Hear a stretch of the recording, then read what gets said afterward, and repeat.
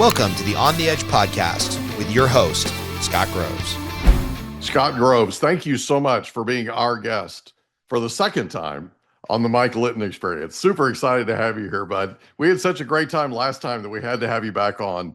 Super excited to talk about everything you're working on. Front Row Dads, Apogee Schools, which are amazing, by the way, and also the Panda Planner that you just came out with. That's really cool. I had never even heard of Panda Planner before this morning. There you go. Using it every day. I'm being a good soldier and using That's my own awesome, tool. dude. That's awesome.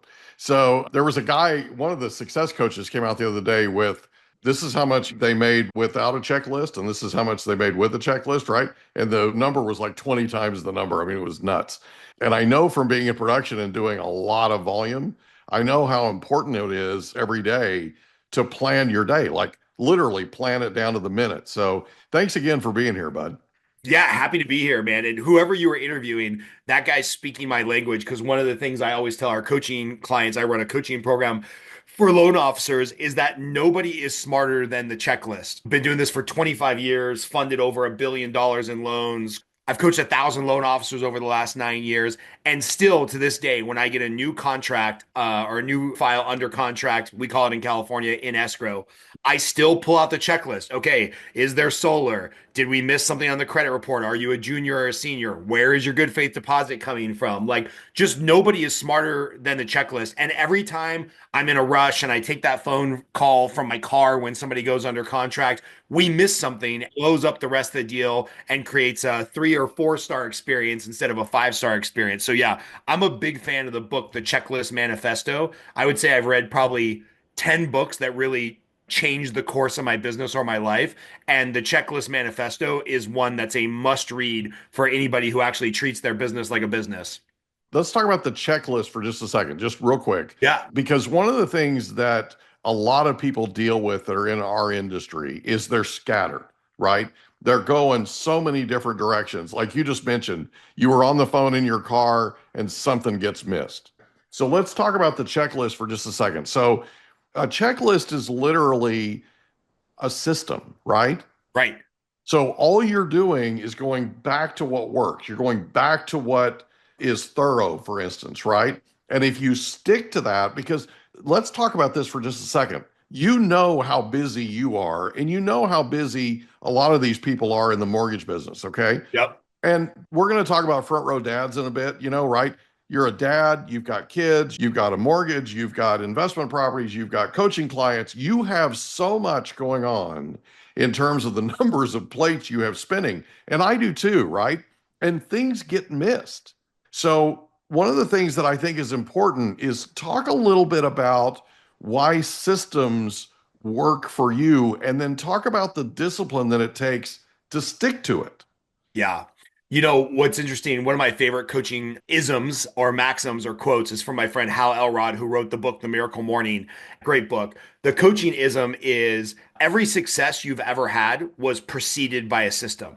I don't care what that success was. Like, if you want to lose weight, okay, you probably just didn't say like, all right, well, I'm going to eat healthier. It's like, no, I go to the grocery store on Sunday, I meal prep, I have healthy meals available. When I travel, like my personal trainer is trying to get me to do this. Every time I travel, just have an ice chest because I drive back and forth from LA to Las Vegas. It feels like once a week.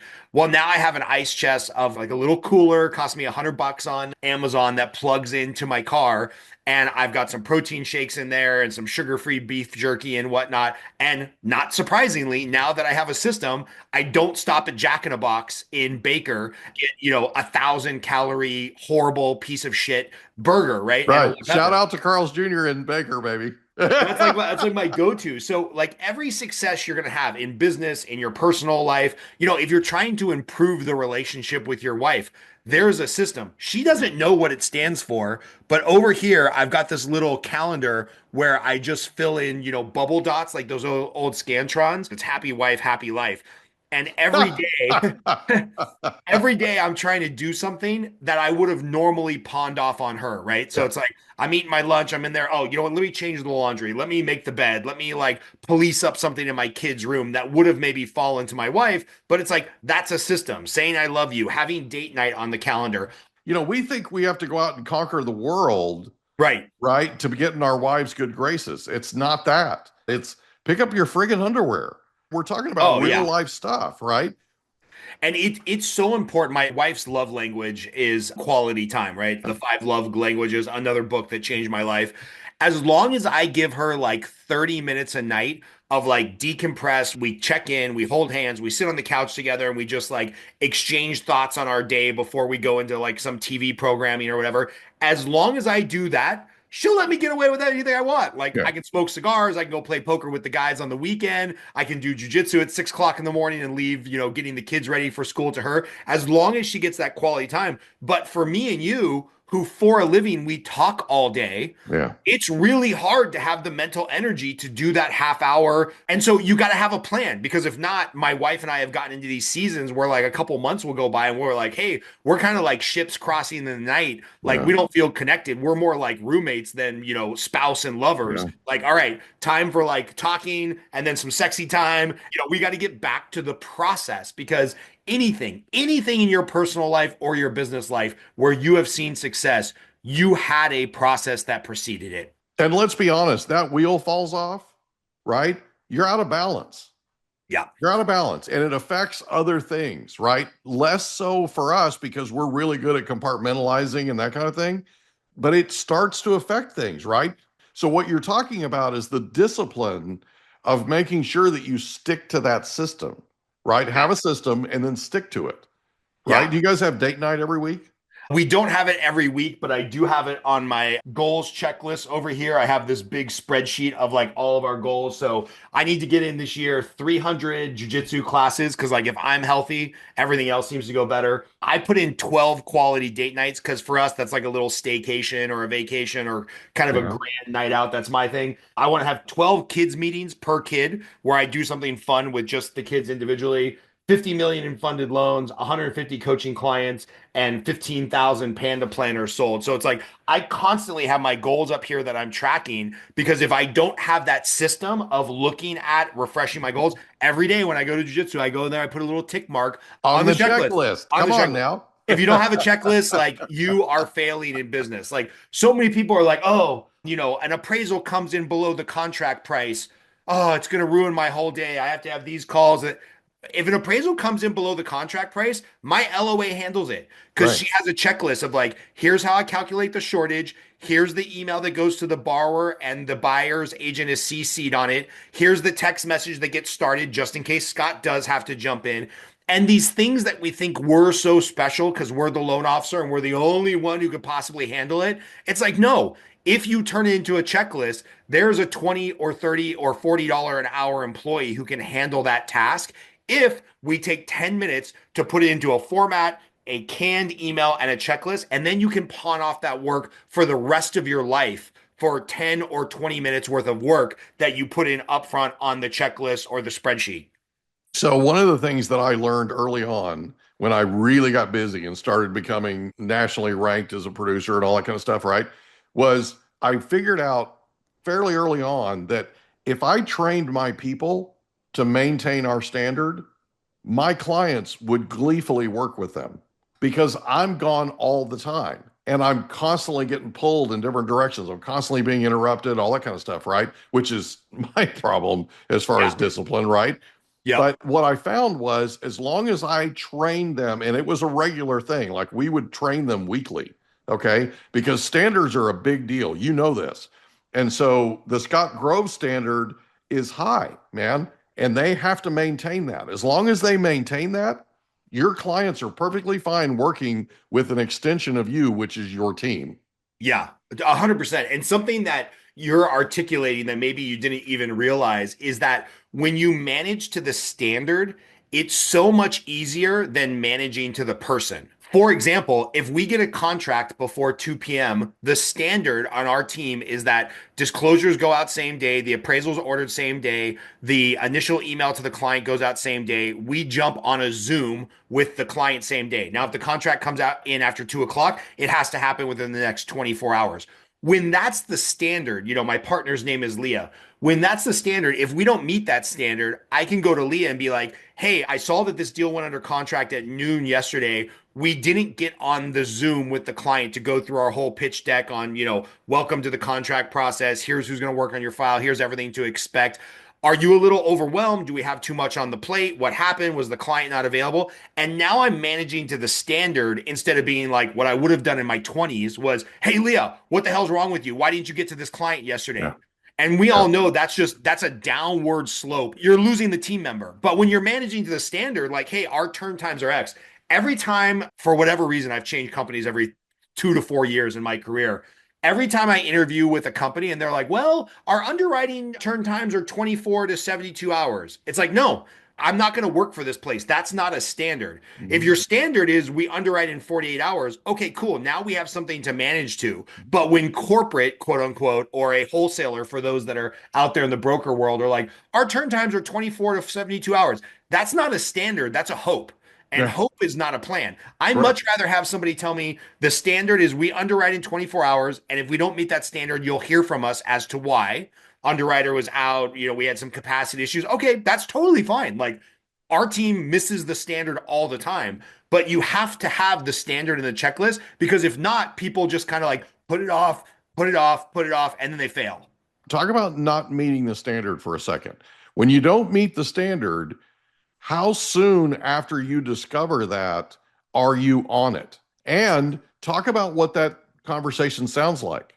I think you got to talk about it in the moment, same day. Yeah. Just like, hey, we didn't meet the standard. What needs to happen to triage this situation right now?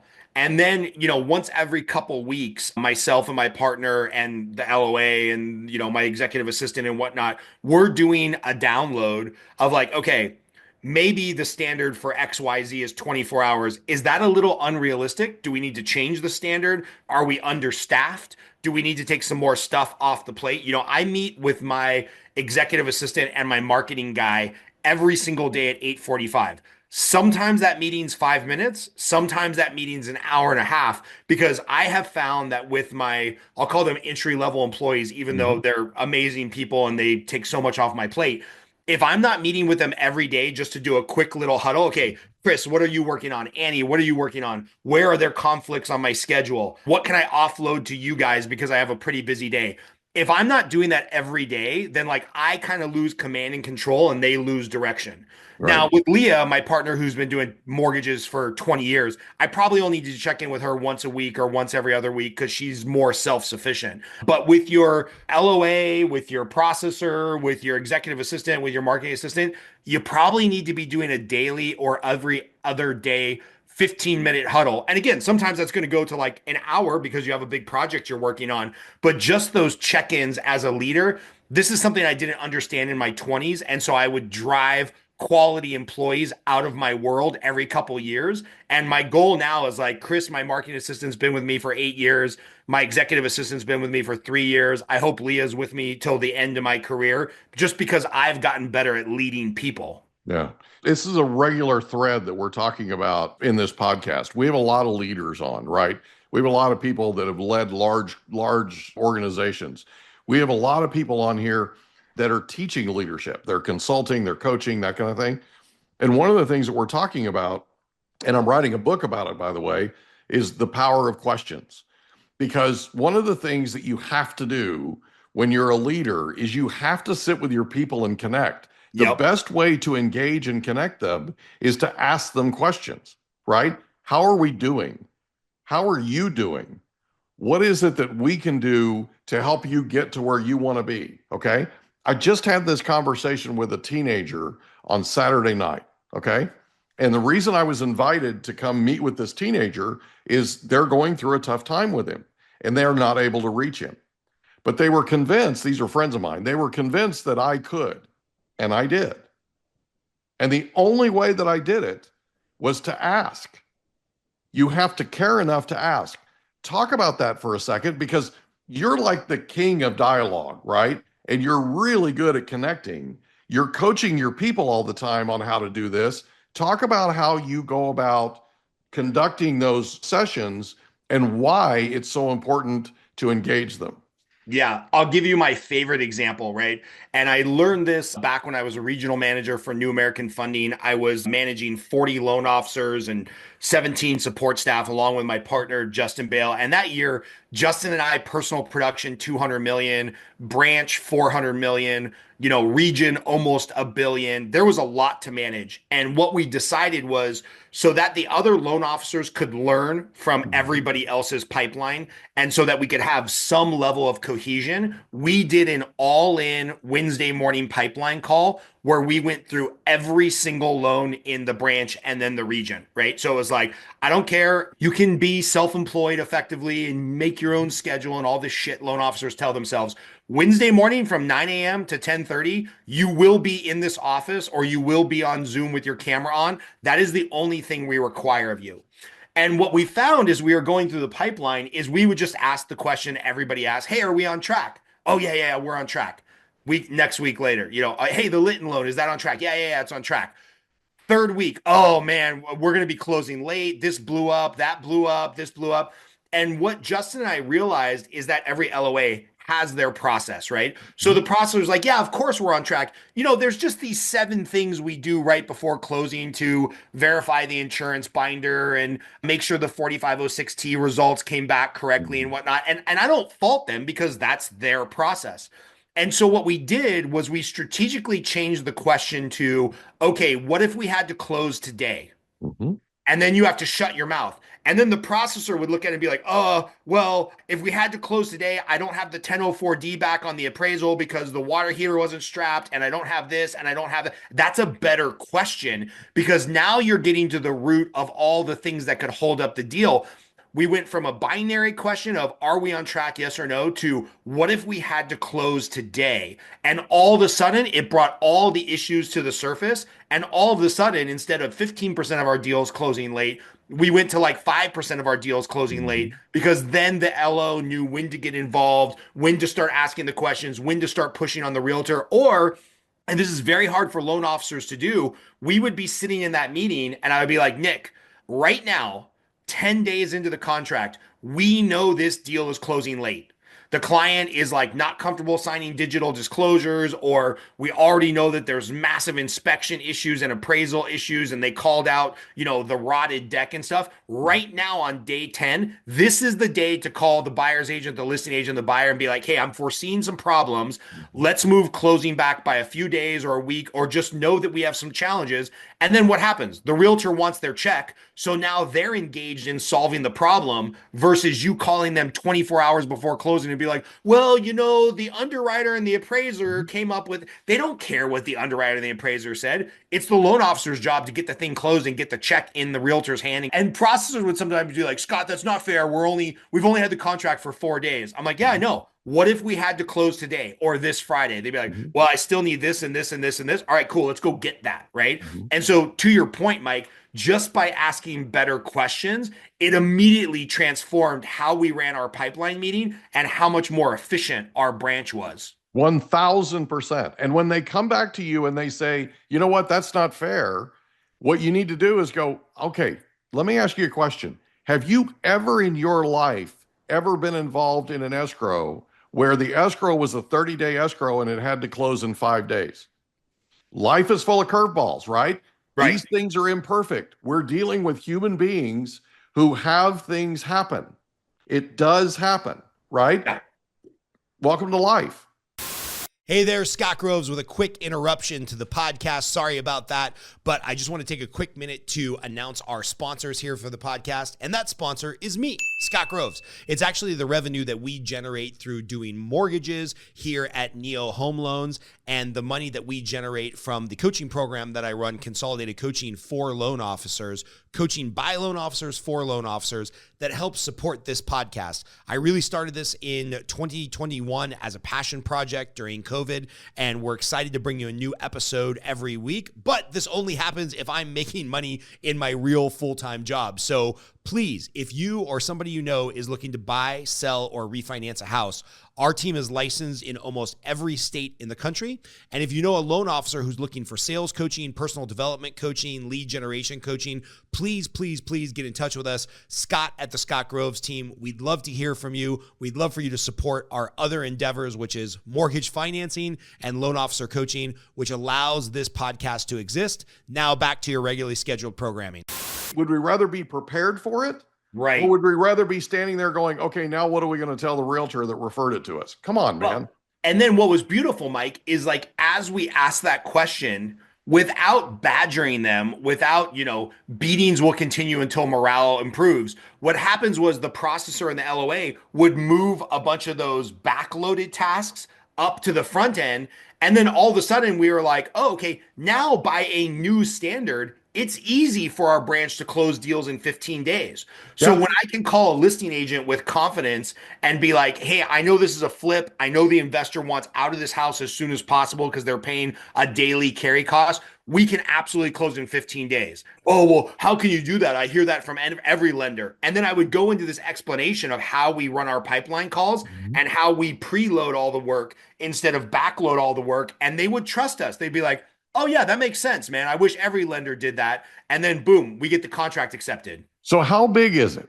Just talk about this for a second. How big is it that you can call a realtor and you're 10 days, you're 7 days into escrow, okay? And that's a 30-day escrow. And you call the realtor and go, hey, we're ready. We're clear to close. Oh, yeah. I mean, it's like the number one way to build relationships, right? Hello? You have to make sure when you make that call, you're actually ready to close. You have to follow through. But how huge is that, right? Because here's the thing. If you start being remarkable, they start remarking about you. Oh, that's a good line. You I'm with writing me? that one down. You start being remarkable, they start remarking about you, right? What you do is you deliver and you deliver and you deliver. And when you continue to deliver and you continue to exceed expectations, right? They start talking about it, baby. They go back to the office over a cup of coffee or whatever, right? Energy drink, whatever, right? Right. And they're talking about you. They're talking about how awesome you are. And when they have somebody that walks in the door and says, "You know what? My current lender that I use all the time spends 30 days to get deals done, and we're lucky if they get them done in 30 days. I've got this buyer that needs to close in 5 days. I have no idea what to do." They're going to go, "Oh, you need to call Scott. Yeah. Here's Yeah. his number." And what's beautiful is I remember from basic training back in the army, they were like, one F up will wipe out 10 attaboys. Yeah. So it's like you got to start building that bank of Yeah. attaboys because every loan officer has the story of like, oh, I had this great realtor, they referred me all their deals, and we screwed up on one deal and I never heard from them again. Well, it's Yeah. like, yeah, that happens, but it probably happens because the 10 deals you closed with them early were kind of mediocre. Yeah. And then the one that you screwed up, they didn't have that bank of goodwill to Right. forgive the F up because they didn't have 10 attaboys. You were serviceable, but you weren't great. Everybody makes a mistake, and you earn, right? You earn trust when the risk is low. You cash in on that trust or you leverage that trust when things are hitting the fan, okay? When Yeah. it's hot, okay? That's when you're leveraging what it is that you've built up, that connection, that trust that you built up, you're cashing in on it. So when you do these types of things, all you're doing is taking out an insurance policy if you like insurance. In California, we love insurance, right? Yes, If yes. you like insurance, you're taking out an insurance policy that realtor will never use anybody else, right? And if Yeah. anybody ever comes to them, and by the way, let's be honest, if you don't perform, there's 900 people behind you that are in the mortgage business that are ready to pop up, Yep. right? Yep. You think they don't have 2, 3, 4, 900 in backup? They absolutely do. So you'd better deliver if you're going to succeed. This is a highly competitive business. Yeah. I'm stealing this all from Chris Ledley, who's my leader over at Neo Home Loans. Shout out to Chris. He's probably the best leader I've had in the mortgage space. He calls it moments that matter, Yeah. right? And what happens for most loan officers is we get into the routine of doing our thing. And it's like, well, yeah, of course the appraisal came in at the contract price. That's what we do. Of course the loan got approved because I'm good at my job. I did a great pre-approval. Like I don't let people down.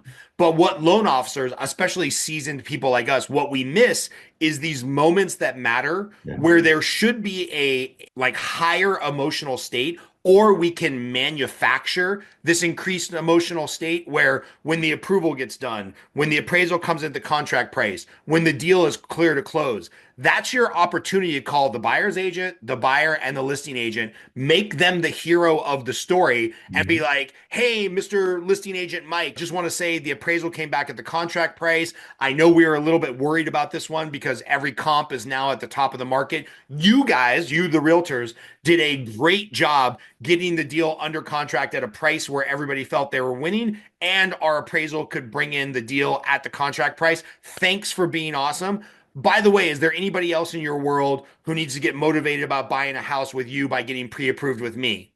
And most loan officers aren't making that call. So if you're making those calls 3, 4, 5 times per transaction, what you're doing is you're building that bank of attaboys where you're manufacturing a heightened emotional experience for the buyer's agent, the listing agent, the buyer, and you're just winning them over. So when you do ask for the referral, it's impactful. So when something does go wrong and you have to ask for an extension on the contract, this isn't the first time the agents have heard from you, and they really do not care. Like, I've never had an agent badmouth me if I need to ask for an extension, as long as I've been keeping them updated. Right. If the first time you talk to them in the transaction is 2 days before you're supposed to close and you're asking for 4 extra days because something came back with the VA, blah, blah, blah, blah, blah, now you're up shit's creek. If you're using these moments that matter, these heightened emotional states to communicate with them, they'll give you a lot of leeway and still use you as a referral partner. Yeah. So let's think about this for just a second. For people that maybe are not in the industry or they're newer in the industry, let's think about this for a second. How many people does that borrower know? How many people does that borrower's agent know? How many people does that listing agent know?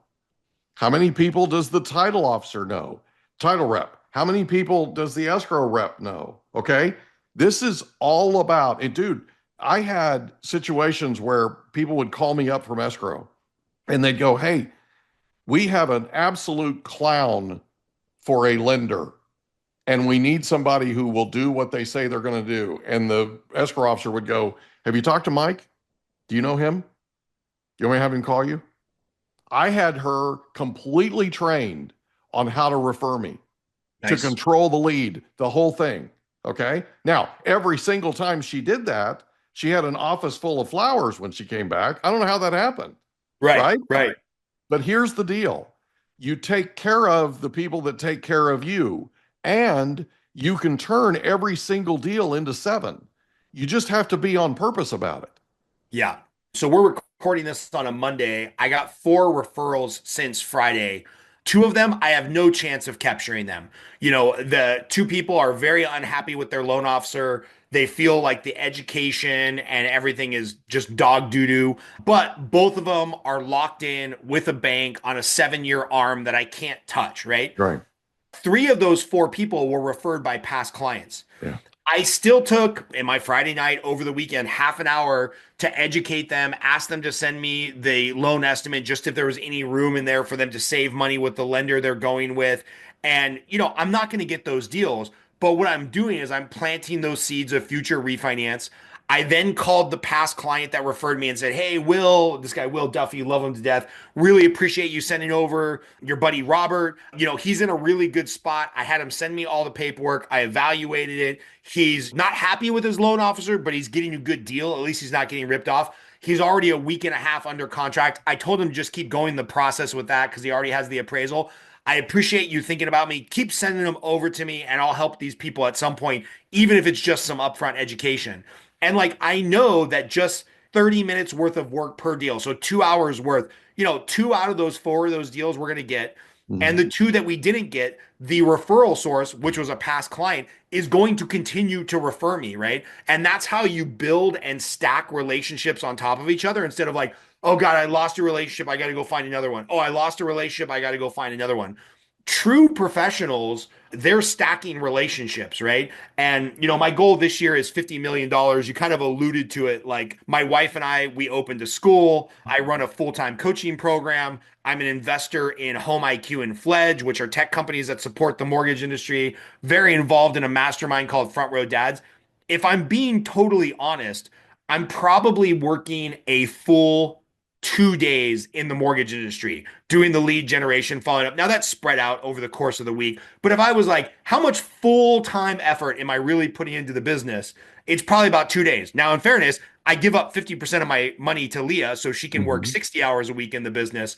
But we're only able to do that because my job is to lead generate and build the relationships and set the systems and the process so that my assistant, my LOA, at this point, 30, $50 million in business doesn't seem like a lot. Like if I was all in just doing loan officering, I could probably do 100 million, but I have other goals with the other businesses I've invested in. I don't mind giving up $400,000 a year in overhead so that other people can run my coaching business. Other people can run the nuts and bolts of the mortgage business. Other people can build the tech platforms that I built in. Like this is how you scale and leverage by like setting the process, setting the system, bringing in the right people, and then letting them run with it. I always coach my loan officers in our coaching program. I'm like, hey, if 4506T results come back no record, who chases that down?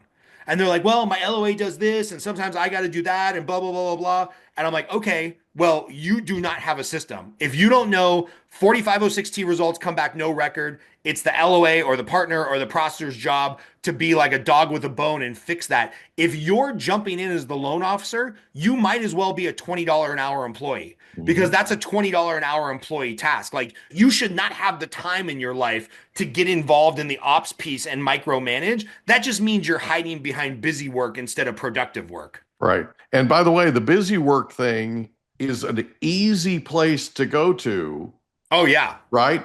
It's all comfy and it's sweet and it's right, it's warm and it's all these things, right?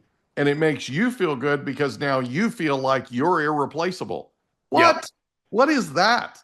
So if I'm talking to that person, I'm asking them. So let me ask you a question. Why are you doing that? Yep. And is that the most productive thing for you to be doing? Right? Yep. Are you seeking discomfort in your profession? Seriously, right? Yeah. All of a sudden, I'm asking them questions. Where's your system? Who's responsible for this? And what do we need to do right now to make sure that in the future that doesn't happen again?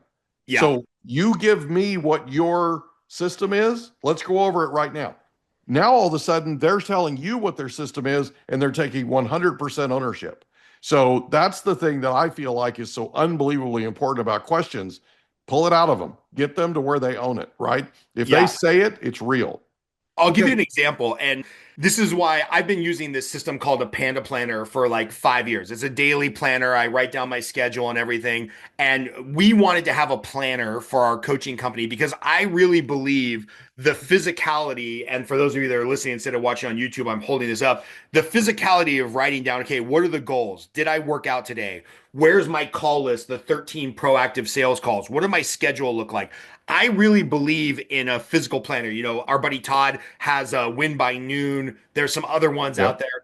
I really think a physical planner of getting out of the distraction of your email and your phone and all of that stuff and putting it down on paper. Like humans, we're still tactile creatures. Like social Mhm. media has hijacked our brain to jump on the phone over and over and over again. But writing things down, working with our hands, hugging our kids, like this stuff really matters. And so we did a joint venture with Panda Planner because they didn't have like a sales version. So now if anybody just goes on Amazon and looks up Panda Planner Sales Pro, it comes in red or black, you'll see it there. I put this down. So today, this is a perfect example, Mike. Today, I have a personal appointment I've got to handle at 3 o'clock for a friend of mine.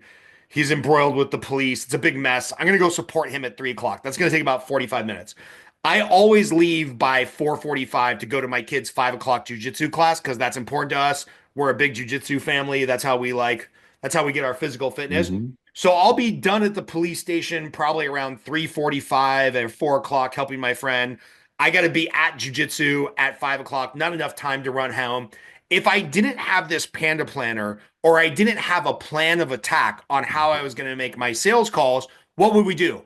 I'd get on my phone, I'd go on Instagram, I'd respond to some emails that somebody else is probably responsible for. But instead, I have it on my calendar that from 4 o'clock to 4:45 until I get an iced tea and walk into jiu-jitsu, I'm going to make some proactive sales calls from my car, Mhm. right? Just sit in the parking lot, I'll probably leave 5 voicemails for realtors. I'll probably have 2 quick conversations and 1 long conversation. But instead of wasting that time and Mhm. feeling productive because I checked my email, it's like, no, I'm going to actually be productive instead of just being busy. And I've got my little physical call list here, and I already wrote down what realtors I'm going to call today. And it's like making sure that we don't have a bunch of these TW activities, which I call time wasters. Mhm. You will fill your day with TW activities, Yeah. constantly checking email, getting involved in email threads you don't need to do, getting involved in operations tasks you don't need to do, scrolling through social media, pissing away time. But it's like there's so much free time in every loan officer's calendar where if you're focused, if you have a good digital planner and a good physical planner, you'll have a plan. And then you'll just be more productive and you'll be, oh man, I'm still getting off at 5 o'clock every day. And I went from 1 million to 1.5 million or 3 million to 4 million in fundings. And I don't feel like I'm working that much harder, right? Because we're just more productive, less BS busy. I got you. So do me a favor. Let's talk specifically about the Panda Planner. But before we do, I want you to share with everybody that's listening, because you're a top producing dude, right? You're getting a lot done. You're incredibly productive. Talk about the questions you're asking yourself when you're sitting down with your Panda Planner and you're figuring out your day. What questions are you asking yourself? Like, how do I get to 50 million? What do I have to do today to get to 50? You with me? Yeah. Talk about those questions that you're asking yourself, because those are powerful, man. Yeah. So the questions are actually on the left-hand side of the planner when you get in here. Okay, It's like, show us. oh, Show us oh real yeah. quick. So it's like, what's my 90-day push, right? Okay. So my 90-day push right now, we're in a season where we want to grow the coaching business. So my Right. 90-day push is new coaching clients. Am I getting on podcasts? Am I sending out marketing emails? Am I asking my own coaching clients for referrals? So our 90-day push, January through March, is new coaching clients. What's my weekly call topic, right? Well, my weekly call topic to realtors is getting them into a piece of software, Home IQ, load their database. So when I'm calling my realtors this week, I'm talking about Home IQ. I'm talking about past client follow up. I'm talking about the open house tools and whatnot. And then because Hal's a buddy of mine and I really believe in the miracle morning, in the morning, I'm going into like, what are my miracle morning activities? He calls them savers. So silence, affirmation, visualization, exercise, reading, and scribing. Right. So before I look at my email at around 8 o'clock, I'm spending just 30 seconds to a minute in silence, right? You might do prayer, you might do meditation, silence. All right. Then my affirmations. I write this down in the journal every day. I deserve to be physically, mentally, and financially healthy and abundant, right? That's just like a good way to start the day. I'm writing down 3 things I'm grateful for. I'm making sure I have at least an hour of sweat time on the calendar. So I do jujitsu from 6 a.m. to 7:30, get in my workout every day. Okay, am I reading something that's bettering me? Usually that's like a daily podcast or Audible or something like that. Am I scribing? Am I writing down my Mhm. thoughts? Well, Panda Planner solves that. And then visualization. Okay, I just sit in the car after jujitsu for about 2 minutes and I like think about my day, think about what I was going to talk about on this podcast, think about what my sales calls are going to look like.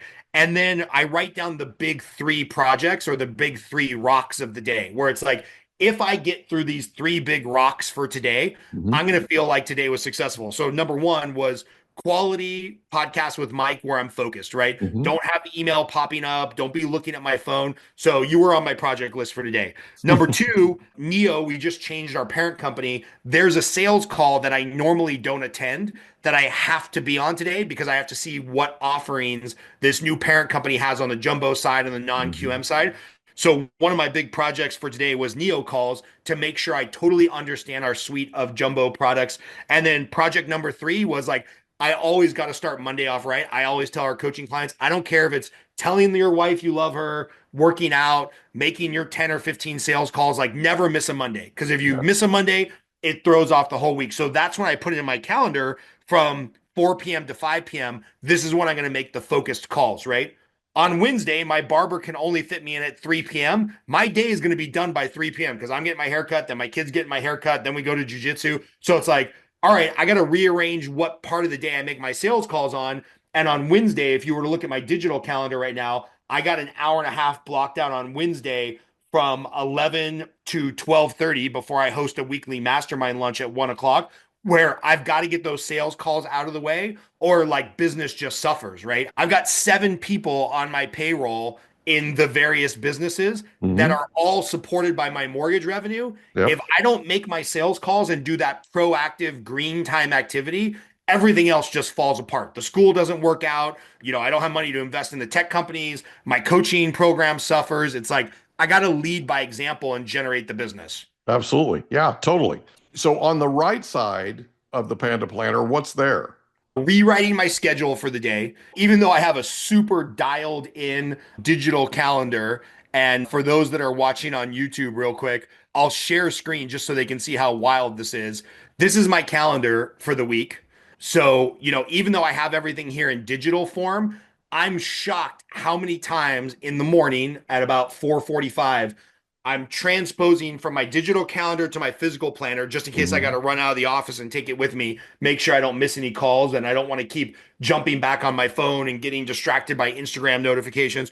So I write down my calendar. It's shocking how often I write that down. I'm like, I don't really need to be on this call. Oh, Mhm. Leah can be on this call. I'm double booked here. Oh, shoot. I got to move this around and move that Mhm. around. And then right next to that is the proactive call list, how many Mhm. people I'm going to call today. And then below that, I just have the end of the day review, which is like, what were three of my wins from the day? And then Kaizen, this idea of getting better every day. Where Mhm. could I have gotten better? And I'll be honest, usually what I'm writing in that is like, shouldn't have had a Dr. Pepper, didn't Yeah. need to eat empty carbs at lunch, Right. could have been a little bit more graceful with my kids or my wife, something like that, right? Yeah. So that's the goal, is just to like get your thoughts down onto a daily page and then execute on that plan. What's interesting though is if you write it down, you tend to remember it. If it's in Yep. your digital planner, you tend to forget it, Yep. right? I want people to understand it comes down to how you use your physical body, and that scribing thing is a big deal. Let's talk about front row dads for just a second. Front row dads is something you're very, very proud of. Let's talk about that for just a second. Yeah, so shout out to John Vroman. If you're a father or you know any fathers in your life, you should be getting them. You don't have to pay for the mastermind, but at least check out the podcast Front Row Dads. He does an episode every week about just basically being a better person, a better husband, a better father. And the ethos of Front Row Dads is fathers who are business owners, not business owners trying to make time to be a father. Right. So I've been involved with them since they started about 8 or 9 years ago. And a lot of my coaching and a lot of my personal ethos on how I manage my day, the impact I want to have on my family, which then leads to bigger impact in the community. A lot of it has come from being alongside the other men in Front Row Dads. There's about Yeah. 600 of us. There's probably about 120 of us in the inner circle. And then there's 40,000 people a month that listen to the podcast. And it's really just helped me centered. If we go back to my little goals checklist over here, it's really helped me realize, well, for me to show up for those date nights and to show Mhm. up as much for my family as I want to, like I have to be physically healthy, right? Mhm. So in the last 5 years, I probably dropped 30 pounds. I look way better with my clothes off, do jujitsu, try to take advantage of that. Not surprisingly, that leads to like a more calm relationship with my kids, a better physical Mhm. relationship with my wife. That stuff all plays into like now I'm more centered at work. Mhm. Work's going easier. That allows us to invest in other businesses. So I can't say enough good things about the Front Row Dads community. If you're at a place where you're stressed all the time, if you're at a place where a lot of your relationships are going the wrong way, just go move. Go move. Get outside and go move. Use your physical body, right? And just make it a commitment. Go do it, because what happens is the better you feel, the better you're going to treat other people. It's that simple. Okay, Apogee. Apogee is a school that I think is doing amazing things. Talk about that for a second. Yeah, so first of all, I got to give all the credit to my wife because she runs it. She's the one that's there every day. But, a couple of years ago, like I said, we're back and forth to LA and Las Vegas a lot. And just looking at the public school system in LA and the public school system in Las Vegas, neither was an option. Or Yeah. what wasn't going to happen. So we tried a private school, which they definitely serve their place in the community environment. But what we found is, my daughter in preschool, kindergarten, and my son in first grade, a lot of private schools, their notoriety and their credentials come from you're on the Ivy League track, right? You're going Yeah. to be paying $20,000 a year, or in LA, some private schools are $30,000 a year. Mhm. It's really like a peacocking device for the parents where it's like, my kid reads 2 grade levels ahead and we're on the Harvard track by third grade. That didn't work for my son. My son likes playing with his hands. He does not want to sit at a desk for 8 hours a day and be 2 grade levels ahead on reading. He's probably like a grade level behind on reading, and we don't really care because he'll figure it out, right? He's exceptional in other areas. He's bilingual. He's really big for his age, so he's pretty athletic. He's great with his hands. He's a kind kid. I don't care if he's 6 months behind on math. And so through this crazy convergence of events, and I won't go into the whole backstory, but I had a friendship with a guy named Matt Boudreau. He was on my podcast. They were opening this school called Apogee, which is kind of a spinoff of a lot of stuff that we know, Montessori, Waldorf, Acton. Mhm. Basically, this way of learning where one, you believe in mastery, and two, we believe on like kids should be kids. So Mhm. our kids at Apogee, they work out 2 or 3 times a day. They never do like curriculum for more than an hour at a time because you've had kids. Good luck trying to keep a 6 year old or a 7 year old engaged in phonics or math for 4 hours at a time. We've beat kids into submission where it's like, oh my God, these kids need to be on psychotropic drugs or something. And Right. that definitely serves its place for a small cross section of kids. But most kids just need to be kids. They Mhm. need to do the Montessori method of playing with their hands and touching things and feeling things and interacting with their environment. And so Apogee, the goal is every child's registered as a homeschooler. They can be in or out of school. They can get 90% of the curriculum they need for the, what my grandmother would have called reading, writing, arithmetic, the three Mhm. R's. They can get most of that on an iPad in an hour to 2 hours a day. And then the rest of the time is project-based learning, Socratic learning. So like every morning when they walk in, the guide, they don't even have teachers, the guide asks a guiding question. And Mhm. then as young as 5 or 6 years old, these kids are having Socratic discussions about like, Mhm. how do you feel? What did that make you think about? And Mhm. one of the like proudest moments for me as a father is every time we go to dinner with couples that are in town, either from Front Row Dads or I take my kids to business meetings, they're 6 and 8 years old. Every parent comments on like, oh, your daughter who's 6 talks to me like an adult. Like Mhm. she asked me what was the best part of your day, what was the most interesting part of your day, not just because you taught her those are the questions to ask. She was legitimately interested. And it's all from that Apogee environment of Mhm. like discussion-based learning, Socratic methodology, project learning. So like the way that we do it is 6 weeks on, 1 week off, 6 weeks on, 1 week off.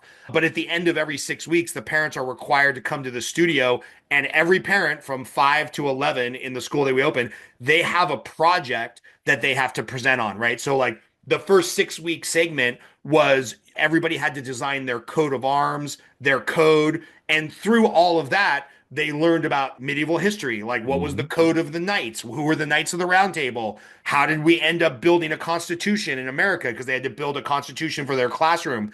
And the kids are just getting such a better experience versus sit down, here's the rules of the class, here's 5 handouts you have to have done in the next hour. I mean, that works for some kids, does not work for mine and the other kids that we've attracted. We're filming this at 10:45. Yeah. Right now, there's 20 kids in our gym doing jujitsu for the next hour, Yeah. and then they'll go back to school.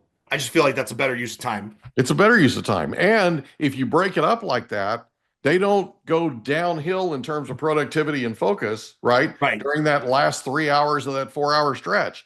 It's just not the way that it should be done. And we've taken what should be done and packed it into something that's traditional, and traditional just doesn't work anymore. Let's be Yeah. honest, it just doesn't. So the fact that they rethought it the way they did it and you guys are reenacting it the way you are is powerful, man. It's really, really powerful. Let's talk about coaching for just a second because we're just about out Sure. of time. So, if somebody is listening to this and they are looking for coaching in the mortgage space, how can they reach you? Yeah, easy. Scott at Consolidated Coaching. On all the social medias, I'm Scott L, as in Lambert. That's my middle name, but Scott L Groves. I always make a joke. I'm like, the L either stands for lover or loser, depending what you think about Right, me. right. But Yeah. on all the social medias, LinkedIn, Facebook, Instagram, I'm at Scott L Groves, or just go to consolidatedcoaching.com. Yeah. And if your kids aren't thriving in their current environment, check out to see if there's an Apogee, Apogee school in your area, or go open one. I mean, we took our community of friends, our community of jujitsu people. We started with like 20 founding families, and we just started the school. And my wife, who has a little bit of background, a lot of background in nonprofits and after school programming, and then her partner, Andrea, who is a former teacher, they're just like, they just started it, right? And our partner, Andrea, what's funny is she was like a third grade or sixth grade teacher, and she was just kind of in the system.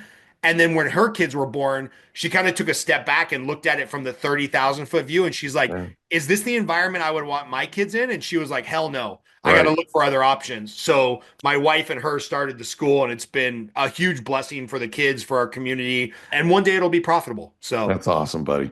Scott Groves, thank you so much for being our guest for the second time on the Mike Litton Experience. This has been awesome, buddy. thanks, man. Appreciate you.